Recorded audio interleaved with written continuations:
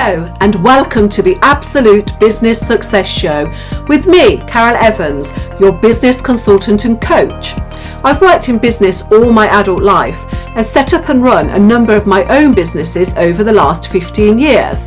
In this show, I'd like to share with you the tips and strategies that have helped me create success in my business and life, as well as those in my clients. In this series, I'm going to be interviewing women who inspire and asking why she does what she does. If you want full inspiration, then why not hit the subscribe button so you don't miss out? And if you'd like even more information, then why not head over to my website at consultancyandcoaching.co.uk. Here you'll find lots of wonderful freebies that'll help you make the progress you desire. Now, let's get started. Good morning, Deb, and welcome, and thank you so much for joining me this morning and for providing some Monday morning motivation.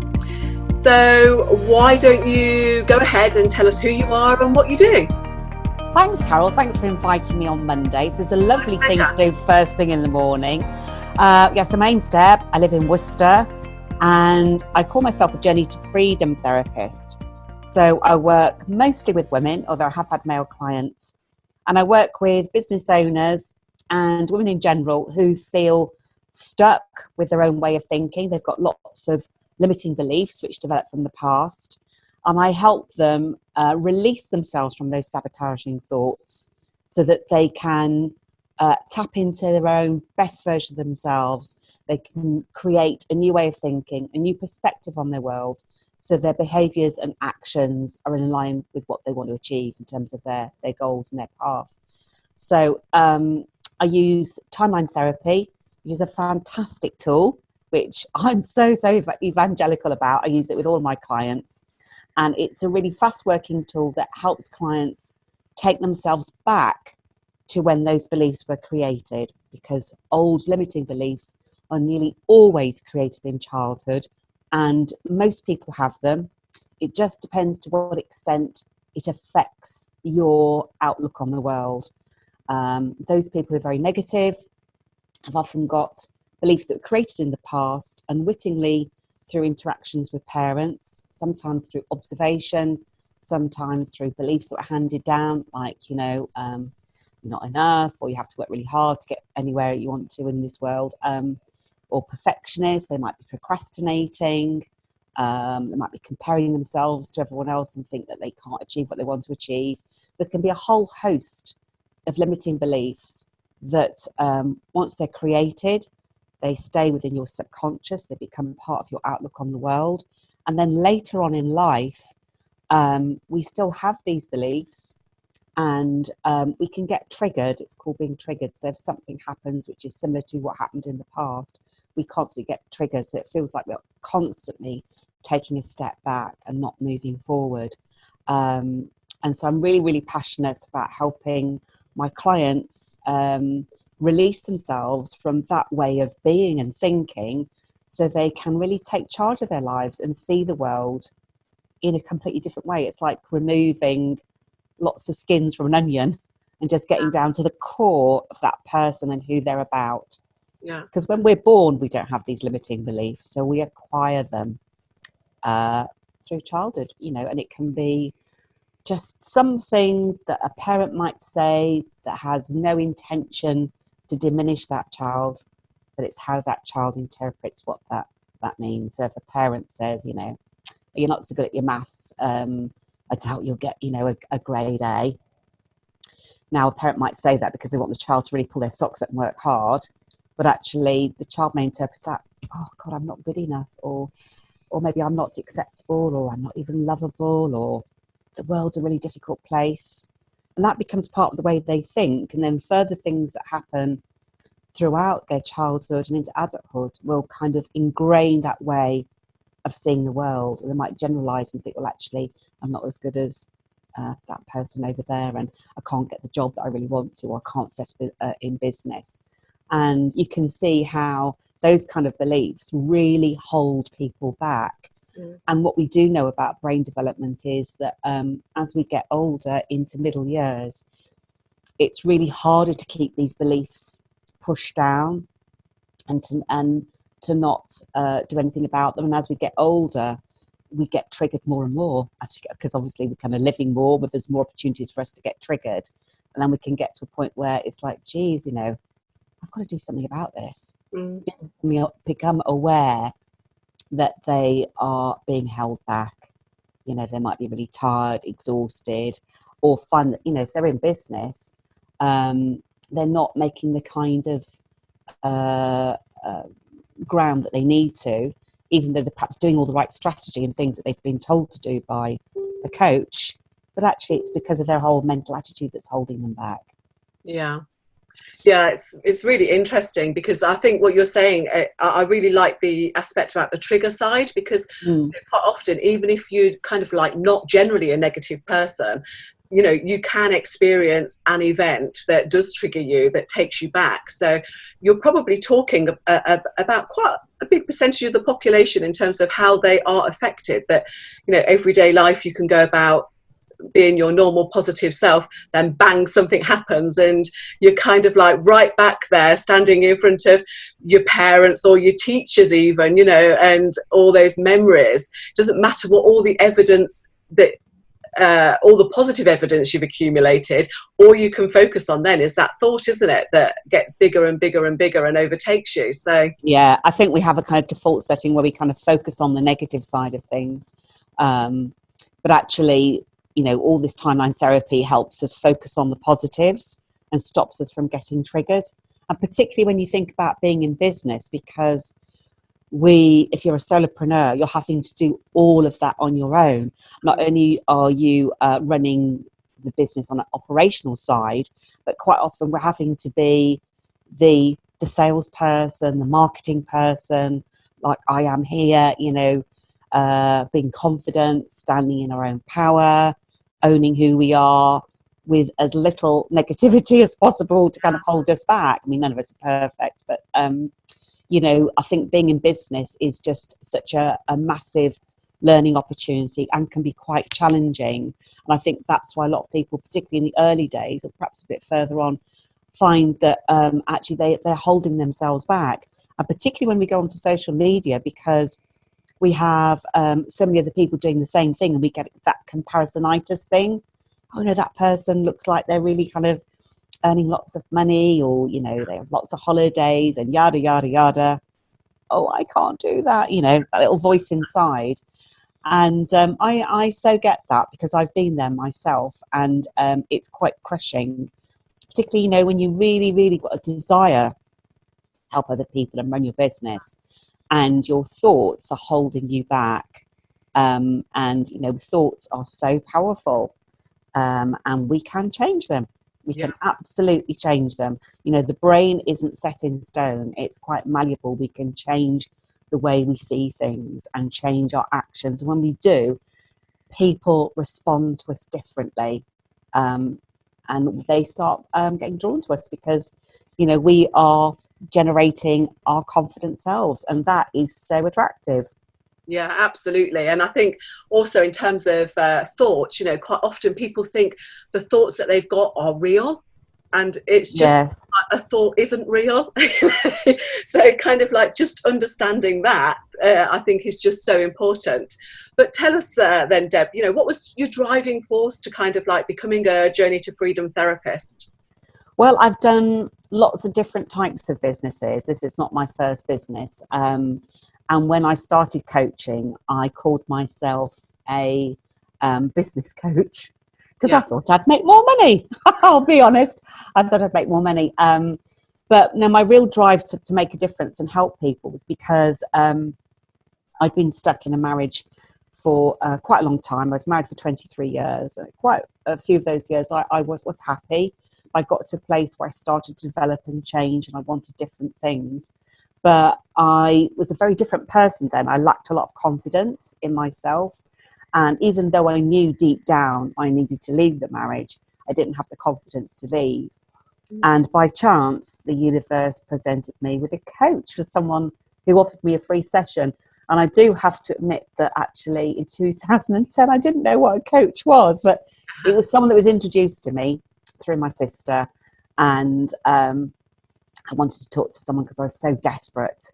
You know, when you're in that place where it's like really, you know, you just want someone to help you, you know, please help me get out of this place because I don't know what I'm going to do. And it was horrendous. So I met this coach and she really got under my skin. She asked me all the right provocative questions about taking responsibility for myself and recognizing actually I'd done a lot of things in my life that proved I had got some confidence and I could be brave and I could actually hold my own. It's just I didn't see it because I was stuck in my own head with my thinking, my negative thinking, and I was such a negative person and I was full of victim language, and I didn't realize that at all until she reflected it back to me, because we all know coaches reflect a lot of language, and I thought, oh my god, is that me? Oh my god, it was horrendous, you know.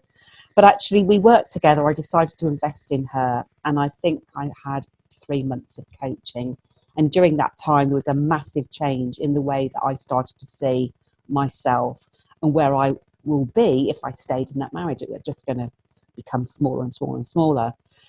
So she gave me the confidence to think about life on my own and what that could be like and how I could create something that would work for me. So it was huge, it was massive. And not only did I leave my marriage, but I also took myself off to London because I thought, wow, this is amazing that she's helped me. I'm getting goosebumps now.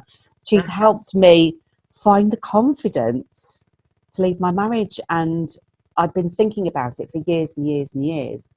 But she just asked all the right questions and made me feel I could do it. I thought, wow, I want to do that for other people, not necessarily people who are stuck in marriage, but people who are stuck. So I said to her, how do I train to become a coach?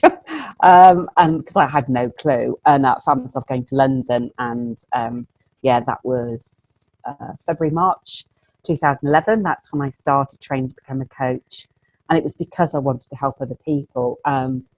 I also did some NLP and found out a lot about values. And previous to that, I didn't know what values are, and discovered that actually, although I was a really creative person, because my past history is all about design. I trained as a fashion designer, and then I became a graphic designer when I was 40. I retrained. I literally thought that was all I was going to do, is be a designer, because my mum was, and everyone said I was like my mum. There we go, another belief. You know, you're like your mum. Just design. And then I did some NLP, and I'd done some lecturing on the side and really enjoyed lecturing.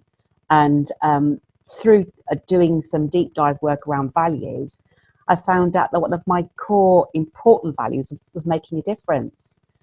I thought, wow, I was in my 40s and I thought, wow, that's amazing. I didn't know that was part of who I was. And but when she reflected it back to me, I thought, yeah, that's true. I do love helping the students that struggle at college, the students that ADHD, the one that had Asperger's, the ones that had emotional problems at home, because I used to teach graphics, but I used to like working with the students that struggled. And so with that information, making a difference and doing the coaching, I thought I am definitely on the right track here. And doing that coaching diploma in London made me realise I am really on the right path. You know, the right path where everything feels like it's coming to you. Yeah. You know, you're not having to fight hard for it. And for me, the expression feeling at home, I felt I'd come home. And I still feel like that. I feel this is absolutely where I'm meant to be, because it doesn't feel like work. It just feels like, how can I describe it? It feels like it's another expression. It's another part of me. And, you know, doing all that value work, which I do with my clients as well, is so useful, because sometimes we don't fully understand ourselves because we kind of inherit things from teachers or from relatives thinking this is how we must be, this is who we are. But actually we're so much more. And it's not that I've dropped the creative side of me. I'm still creative. But there are these other parts of me that need to be fulfilled in order to feel whole and feeling on purpose. I'm rattling on again, and I forgot the question you asked me. What did you ask me? Why do I do what I do? And it's because of that. It's because of you know, Beck was an amazing coach. I met in 2010. She helped me find that brave part of me, and I will be forever, ever grateful towards her. And it makes me feel quite tearful how she helped me, because I would still be stuck there now. And she really challenged me at moments. I thought, oh God, how can you challenge me? But she did all the right things. And sometimes we need to be challenged and nurtured, a combination of both, which is what I do with my clients. So yeah, that's why I do what I do. And my business has morphed and changed. I'm sure the people watching may recognise, you know, if they've been in business for a while. You know, I was a business coach because I was very seduced by the fact I'd earn more money. And I had a business coach in Australia at the time, and I thought that was the route I was going to go down, but then I didn't feel aligned to it. And my background's very spiritual as well, the other part of me that I haven't really talked about. But my first forays into the internet was doing online tarot reading. Gosh. Yes, I did. That's something I know about you. Because I was a tarot reader. I'd done it for years in my 30s on the side, and I found a coach in Australia who taught people how to run an online tarot business. I thought, oh wow, that sounds amazing. Oh my gosh, can I actually do tarot readings for people who are not sat in the room with me? Wow, how does that work? How can I find out more about it? So I embarked on that course, and my first tarot reading was with a lady in New Zealand, and it worked really, really well. It blew me away how well it worked, because obviously I had to do the reading, had to dish the cards for her and just follow my intuition. And so that's how I first set up in business, doing tarot reading. And then it morphed into business coaching. And then more recently, I did some timeline therapy, because I started to recognize a lot of my clients had got these beliefs in the past that were affecting them. And I wanted a tool to help them that was more effective than what I'd been using before. And I don't know, I think I just had a chance conversation. You know what happens with somebody, they mentioned it, I investigated, thought, yeah, that's for me, gonna do that. So so I've kind of morphed into more, it was life coaching, and then I call myself a therapist, because when I think about the kind of work I do, it's kind of more therapy than coaching. But you know, the kind of end sort of blend of it, really. So that's why I do what I do. What was the next question? I do this. It's really inspiring, Debbie. And I think kind of like, you know, you touched upon a couple of things that, you know, values, you know, I think that a lot of people kind of think that their values are one thing without really digging deep and finding out what they are, you know, especially when you're in the corporate market, you know, and you think, oh, I've got to value these areas because that's what's required of me in this job, or that's what's required of me in my marriage, you know. And then it's only when you actually do the deep work yourself excuse me, that, you know, you actually, like yourself, you know, you think, oh my goodness, you know, like no wonder that has been causing me so much stress, or I'm not quite in flow. And another thing as well, you know, in terms of you finding your passion, and I just think that is just so important. You know, we spend so much time, if we look back at our lives and our corporate time, and we've all learned lessons from that, but you can look back and say, well, actually, I can see now I wasn't in flow, and now I am in flow, and there's just so much ease and so much more pleasure and satisfaction and joy and everything else by doing something that you love. And you know, you can make money from doing something that you love. You know, you don't have to, like you found, you know, with your business coaching, it wasn't quite right for you, but you went in there money first and kind of satisfaction second. Now you found kind of satisfaction first and you know, you can still make money from that.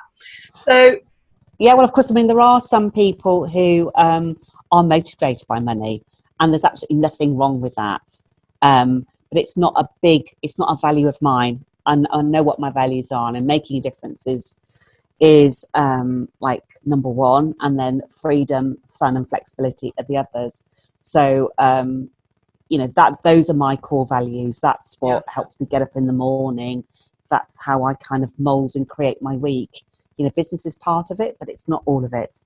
I have to have the balance of all the other things, otherwise I don't feel like I'm me.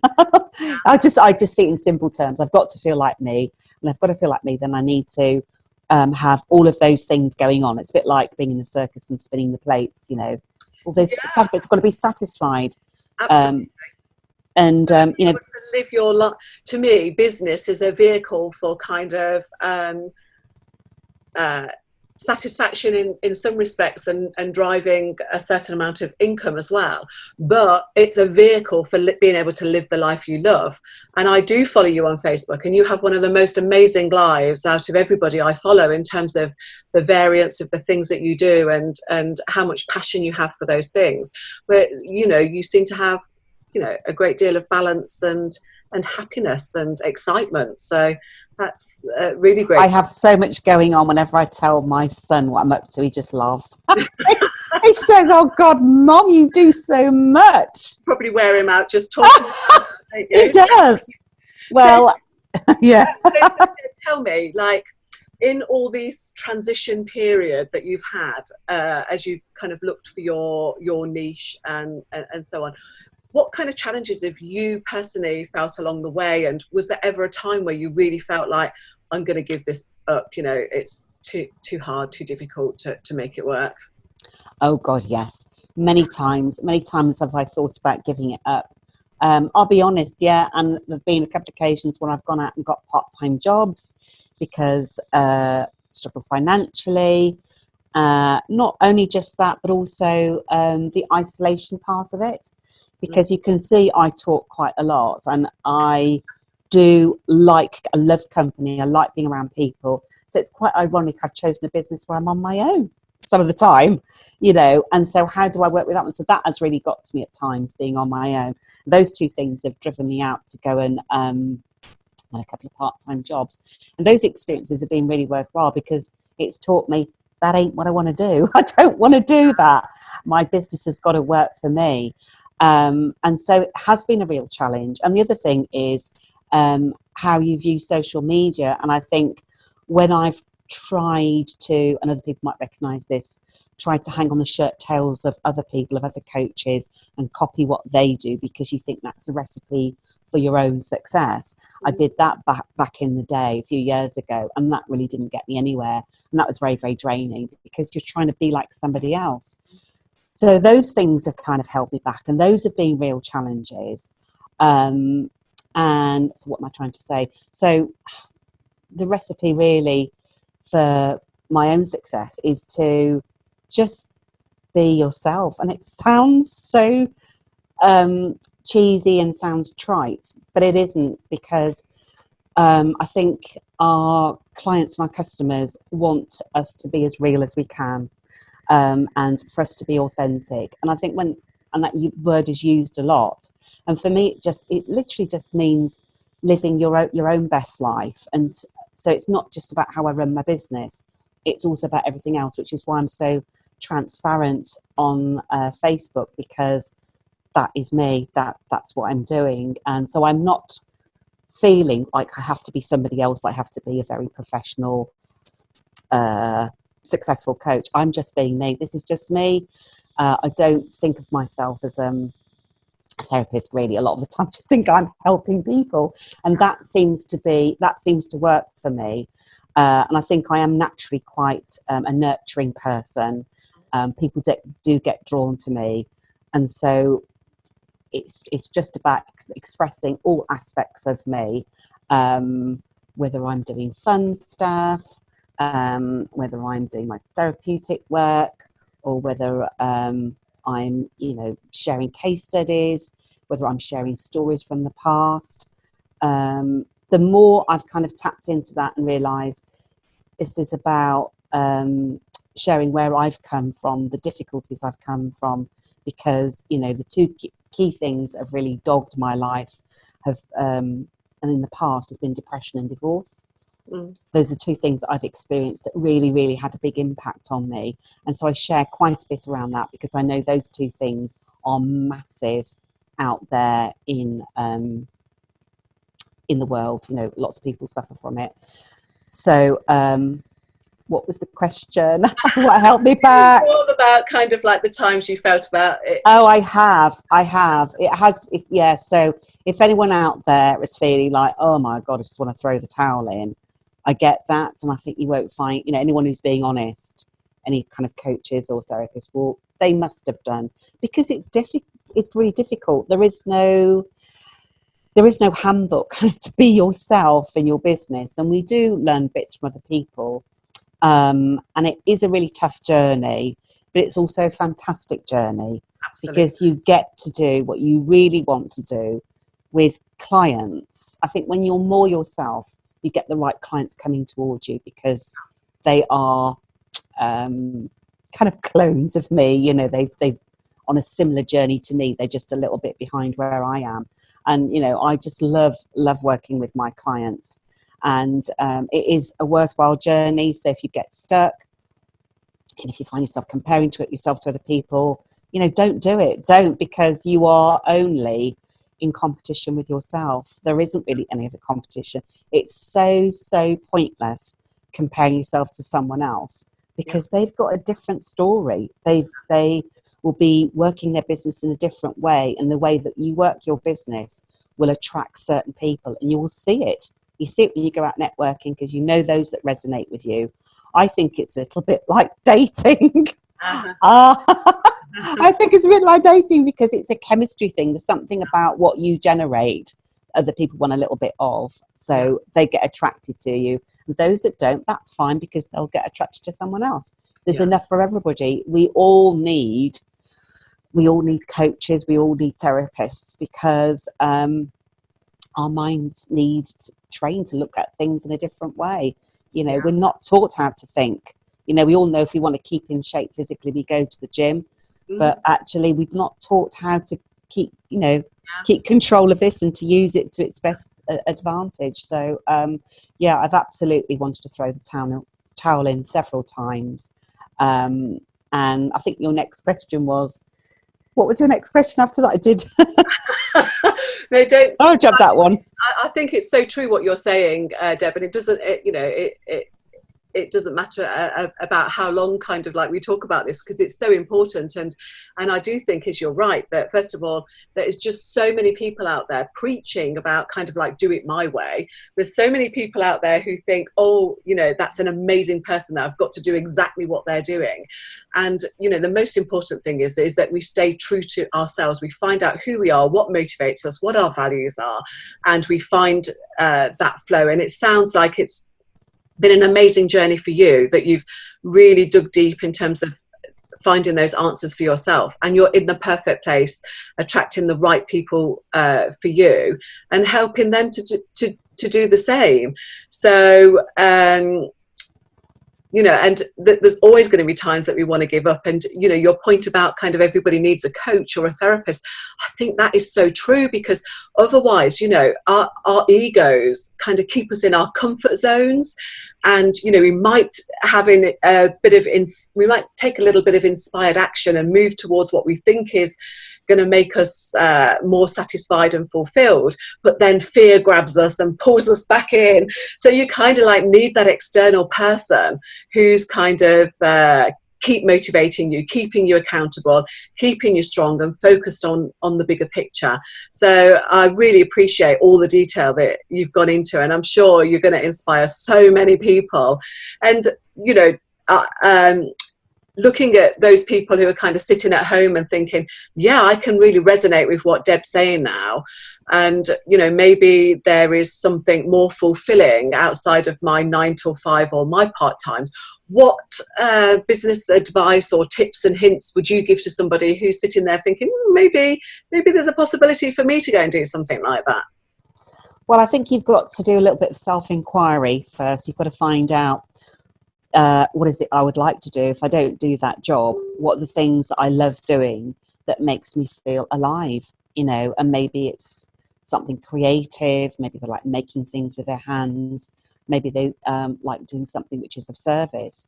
So it's about really understanding yourself. What are the things that you've done so far that you really, really enjoy doing? What would a business look like?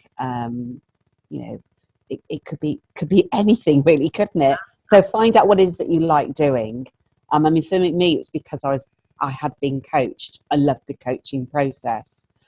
But I would also dig into some value work, find out what your values are, because that will give you some pointers and guidelines towards those kind of things which are really important in your life.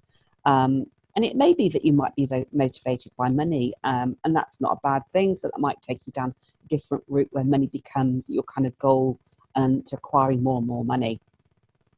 So do some self-inquiry work, take some time out, and look at the things you've done in the past that are really kind of cool to you, that made you feel alive. It might be a hobby that you do in your spare time. It might be painting.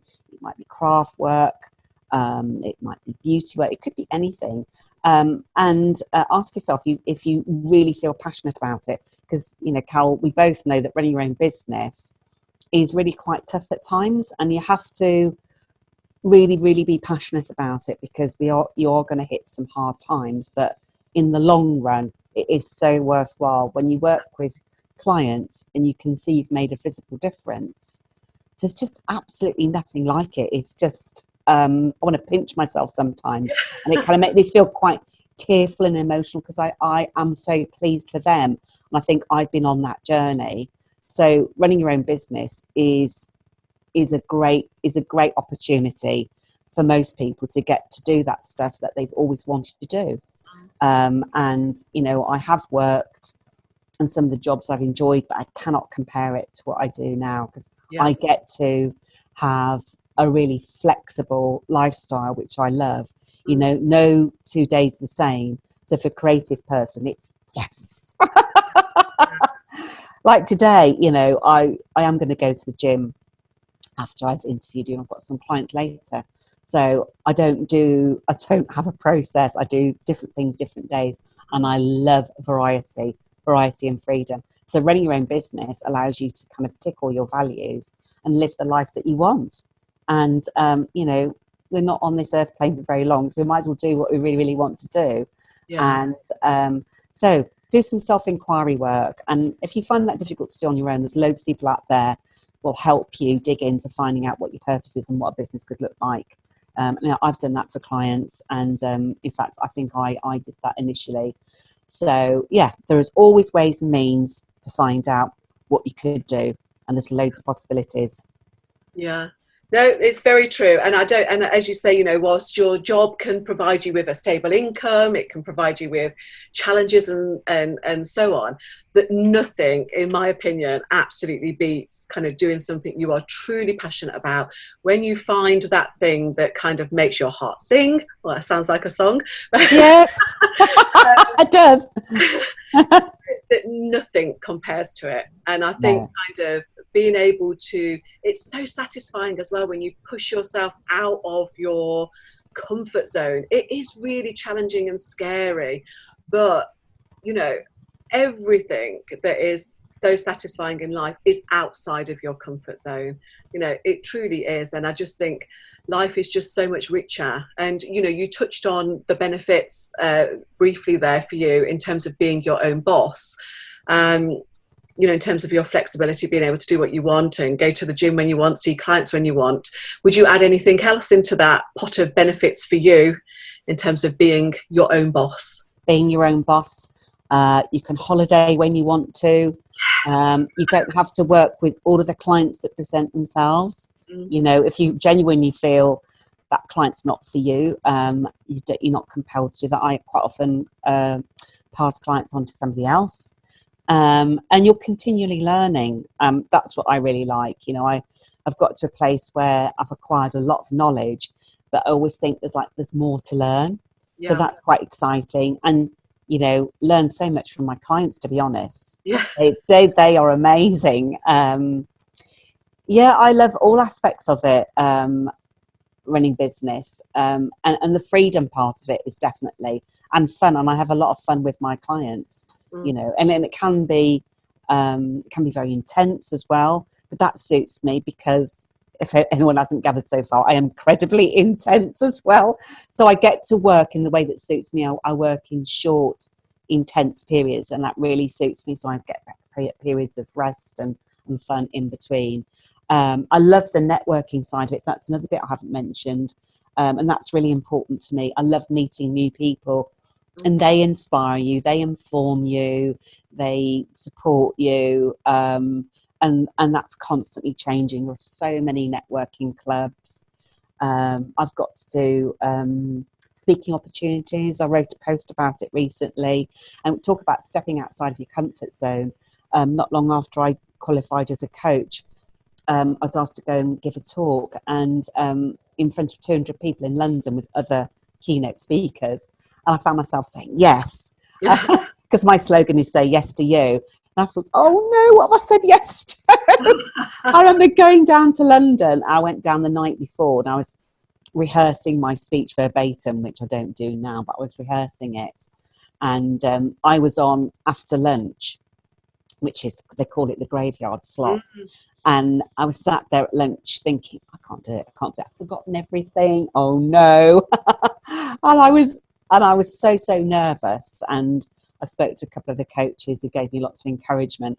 And I was still nervous right up to the point where I walked up to the stage and I was given the headphones. And then as soon as I was given the headphones, I just thought, yes, this is it. This is my opportunity to share what I do.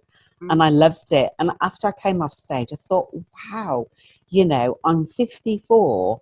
I've stepped out of my comfort zone. I've done something I thought I'd never do. More than that, I thought, God, that's the most scariest thing I could ever do. Yeah. And I've done it. So that means there's all kinds of other opportunities out there for me to experience. And same goes for anyone else that's listening. We never know what our parameters are until we kind of push against them. Yeah. And then we realise, actually, I can do that. There's more things I could do. And I've been on stage in a musical this year, something which I had wanted to do but secretly quite scared of. And that's kind of always the universe is kind of luring you to go and do it. And I did it, and that was just fantastic. I was on the side of the stage waiting to go on, and I had a really, really tiny part, but the fun and the excitement I got out of being in that role was just catastrophic. It was huge. I loved it. So I think this journey, this self-discovery, is about finding other parts of you, and not just only will it benefit your business, but it's the whole of us. Like I say, the stuff I do outside of business, and I see that with clients. The work I do with them not only benefits them perhaps in their business, but it's everything else, because it's about your approach, your attitude, your perspective, what you see as potential and possible becomes so much more than it was before. And it just gives you that sense of mental freedom. And I guess that's why I called it Journey to Freedom, because it is about being as free as you can so that you can explore all parts of you. So business is just a great vehicle for self-development. Yeah. In a nutshell. Yeah, no, I totally agree. And the thing is, it's never too late to start, is it? If you... Oh no, well, you know how old I am. And think, no, there's more in life, in life that I want to experience. It's never too late to get started. So I would say that whether you want to start a business in your 20s, 30s, 40s, 50s, 60s, or even 70s, it's never too late to get started.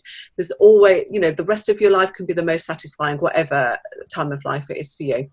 So Deb, you have been so inspirational. Tell us now what's next for you. Have you got any further things you're developing, learning? Yeah, it's really interesting, because I said whilst we were talking that my background is in spiritual stuff.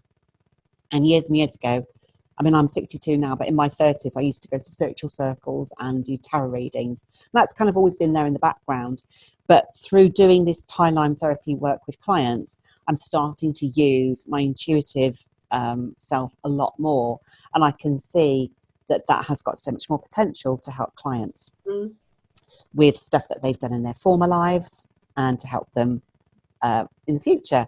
So I'm going to do some more spiritual development. I've just signed up to do a spiritual development course to explore that part of me and how I can use that with my clients. And I'm really, really excited about that. I've been thinking about it for a few months. And when the kind of things come together and opportunity just presents itself, you just take it. So that's that's what I'm going to do. That's my next steps. That sounds fabulous, and it's incredible to hear that you are continually learning and developing. So if people want to get hold of you, then Deb, then how do they do that? Where do they find you? You can come onto my website, which is www.debmacmillan.co.uk. You can find a lot of information on there. You can also have a look on my business page, which is Deb Macmillan Mindset Coach. And I'm constantly putting up videos, tips, inspiring stuff is all up there. If someone's listening and they feel they'd like to have a free chat with me, then I do clarity calls with clients just for 30 minutes. So if you're feeling stuck, you want to release some of those sabotaging thoughts, you're in business but you're holding yourself back, if any of that resonates, then by all means do get in touch. We can hook up and have a conversation together. Well, thank you so much, Deb. And if you have found Deb as inspiring as I have, then go visit her website and her Facebook page. And I have to say, thank you so much for joining me this morning and providing so much inspiration. It's been a great pleasure to talk to you, and thank you to everybody for listening in. And I wish you all a great day and a very, very happy week. Thanks, Carol. Thank you for having me. I've absolutely loved it. Thank you. Thank you so much. Take care. Bye-bye. Bye-bye. Thank you so much for watching this episode, which I sincerely hope you found both beneficial and enjoyable. Now, don't forget to head over to my website at consultancyandcoaching.co.uk and download the freebies there. Stay tuned for the next episode. Now go out there and create great success.